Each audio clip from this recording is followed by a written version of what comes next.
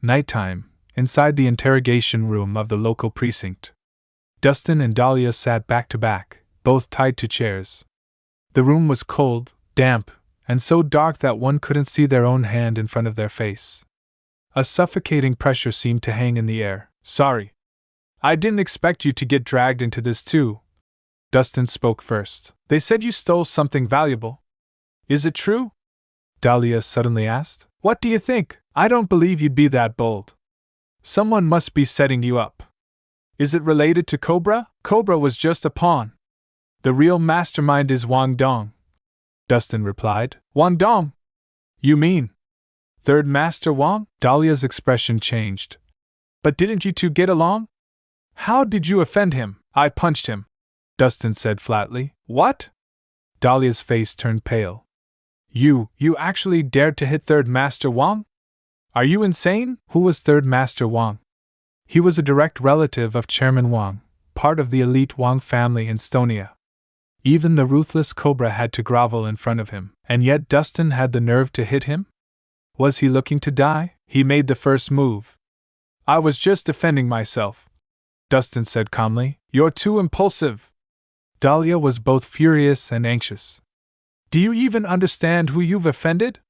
Just one word from him and you could disappear without a trace." "Well, it's already done. If soldiers come, I'll fight them. If floodwaters arrive, I'll block them," Dustin replied unbothered. "You make it sound easy. But do you really think you can handle it?" Dahlia snapped. "You need to find a way to call Natasha Harmon and have her bail you out. Right now, she's the only one who can help you." As she said this, a strange sour feeling welled up in her chest. She hated to admit it, but Natasha's family background gave her an edge Dahlia couldn't match. Creak! Just then, the iron door of the dark room suddenly swung open. A chubby man with a pot belly swaggered in leisurely.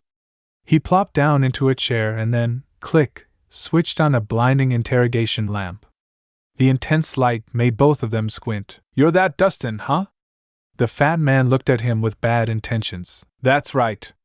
Dustin squinted briefly, then quickly adjusted to the light. "Do you know who I am?"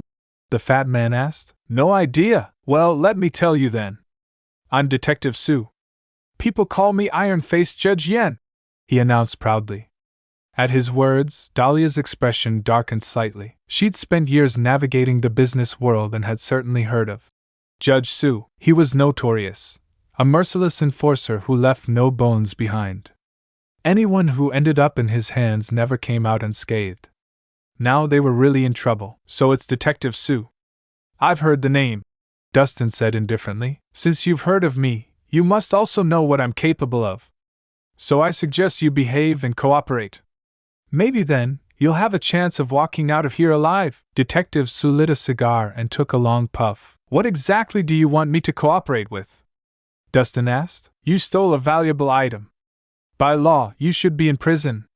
But now I'm giving you a chance. If you can come to an agreement with the victim, I can let this slide." "Detective Sue, you must be mistaken.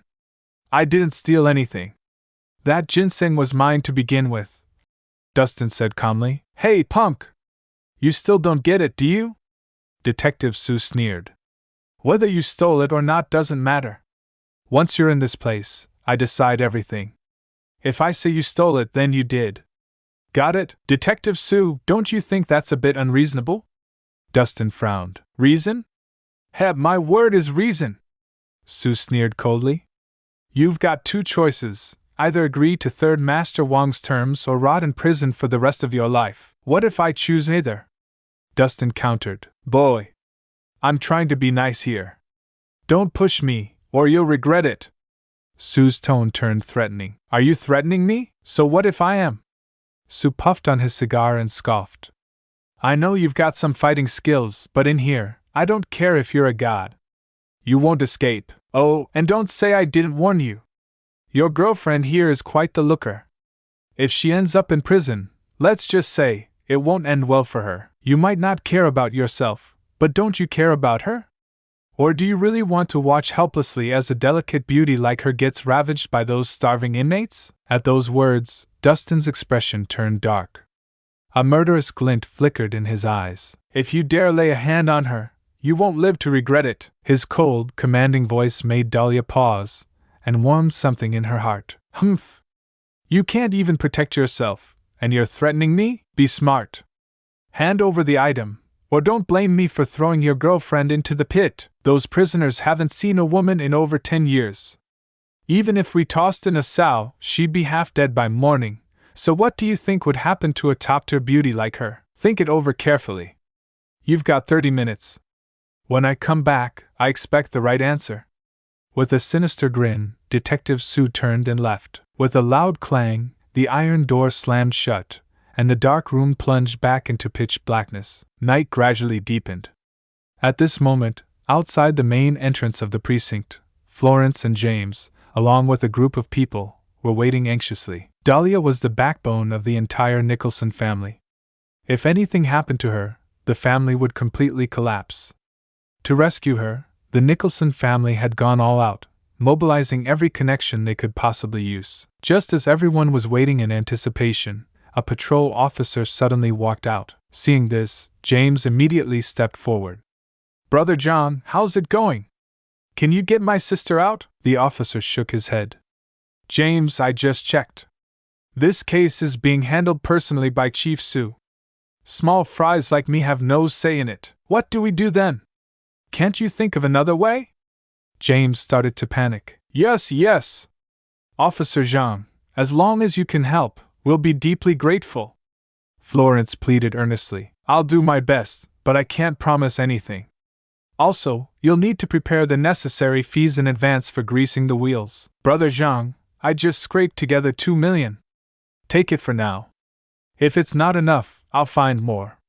Just help us out.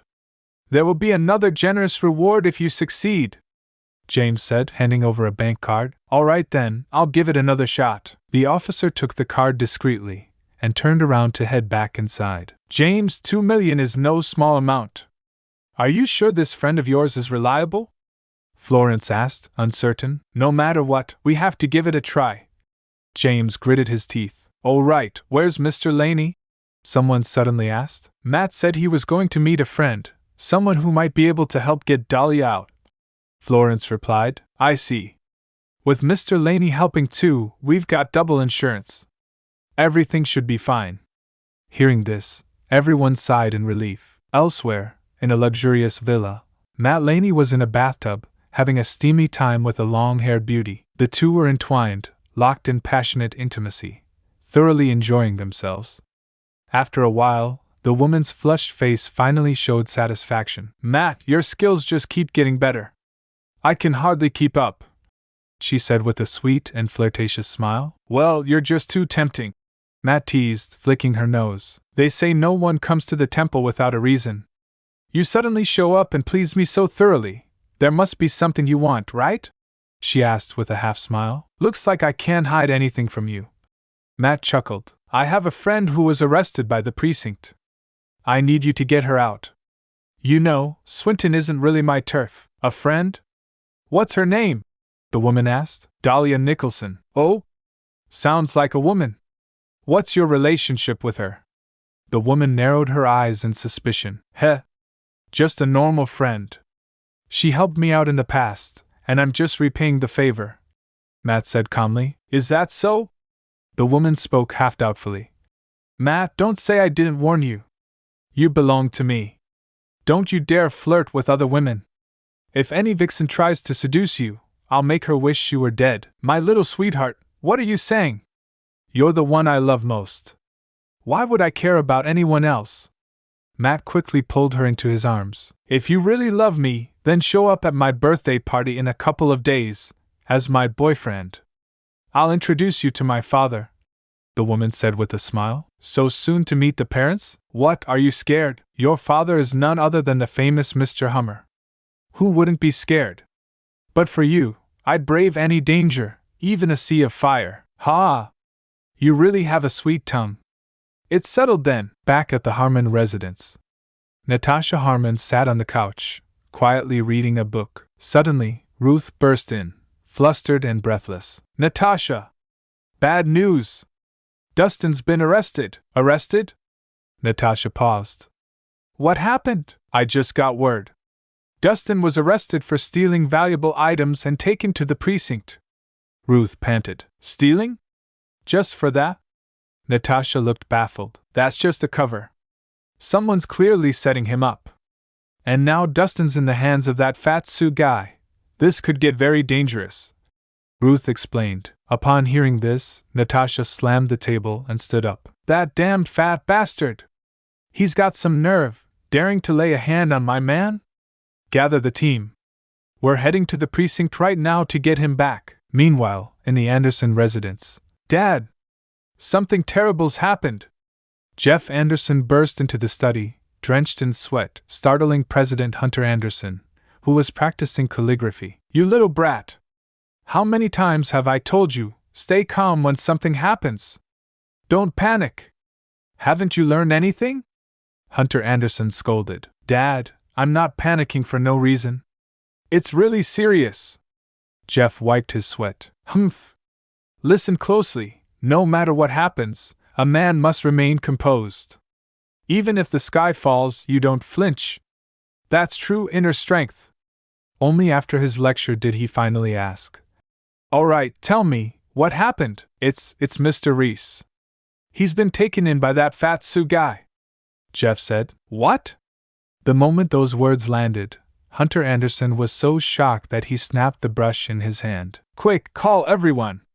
Head to the precinct. Realizing what was happening, he erupted. Damn that fat Sioux!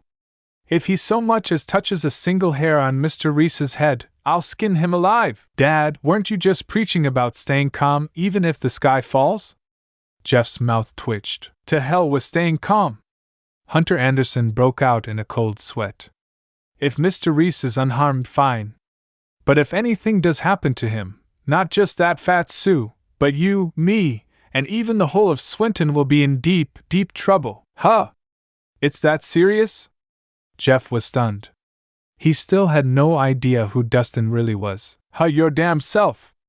Go get him out, now! After smacking his son on the head, Hunter Anderson rushed out in a frenzy. At the same time, he muttered a silent prayer. Sue, oh Sue, you'd better not mess this up.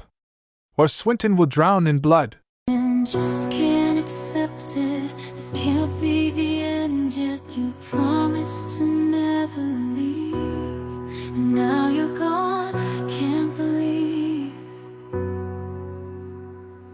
I can feel the world slipping away as you slowly fade from my everyday. You promised forever a love without end, but now I'm left broken, struggling to mend. I thought we were so tied, destined for a lifetime, love with no end,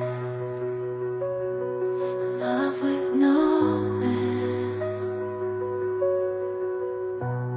Staying in my imagination, memorizing the past time, the secrets, the love, the care, now they're echoes in the